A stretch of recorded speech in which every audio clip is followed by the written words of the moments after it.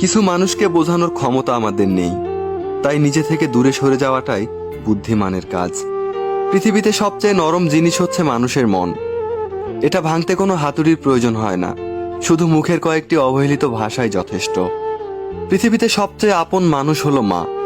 কেউ যদি অবহেলা করে, দোষ তার নয়, দোষ নিজের। কারণ তার কাছ থেকে তুমি বেশি আশা করেছিলে। তুমি যদি গরিব হও, তাহলে তোমার নিজের আত্মীয় তোমাকে দেখে এড়িয়ে যাবে। আর যদি তুমি ধনী হও, তাহলে তোমার দূর সম্পর্কের আত্মীয়রাও রোজ দুবেলা করে তোমার খোঁজ নিবে। সময় থাকতে প্রিয় মানুষটাকে মূল্য দিও, হারিয়ে গেলে কেঁদে কি লাভ। সম্পর্ক টিকিয়ে রাখার ইচ্ছা যদি দুপাশ থেকেই থাকে, তবে কোনো সম্পর্কই ভাঙা সম্ভব নয়। যদি কমে যায় ভালোবাসা আর বেড়ে যায় দূরত্ব, বুঝে নিও প্রয়োজনের চেয়েও বেশি তুমি দিয়েছিলে গুরুত্ব। মায়া ত্যাগ করতে শেখো, দেখবে কষ্ট এমনিতেই কমে যাবে।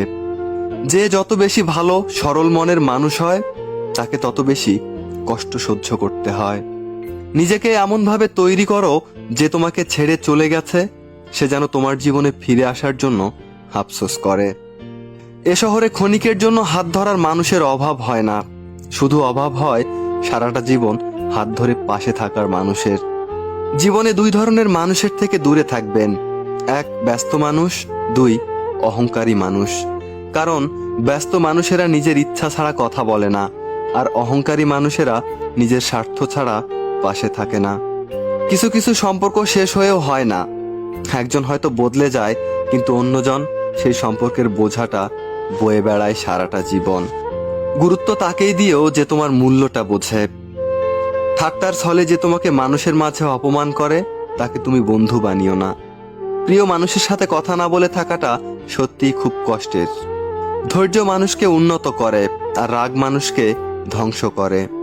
জীবনে তিনটি কথা মনে রাখবে: যে তোমাকে বিপদে সাহায্য করেছে তাকে কোনোদিন ভুলে যেও না, যে তোমাকে ভালোবাসে তাকে কখনো ঘৃণা করো না, যে তোমাকে বিশ্বাস করে তাকে কখনো ধোঁকা দিও না।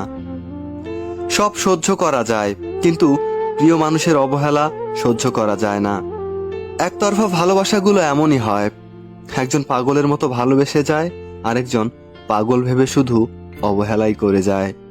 অনুভূতি, ভালোবাসা, মায়া, এগুলো যত কম প্রকাশ করবেন, মানুষ আঘাত করার সুযোগ ততই কম পাবে। কোনো অভিযোগ নেই, আর কখনো থাকবেও না, আছে শুধু অভিমান, যা কখনো ভুলবও না।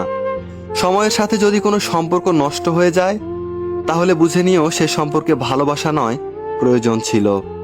সম্পর্ক কখনো তৃতীয় ব্যক্তির জন্য ভাঙে না, সম্পর্ক ভাঙে তার জন্য যে তৃতীয় ব্যক্তিকে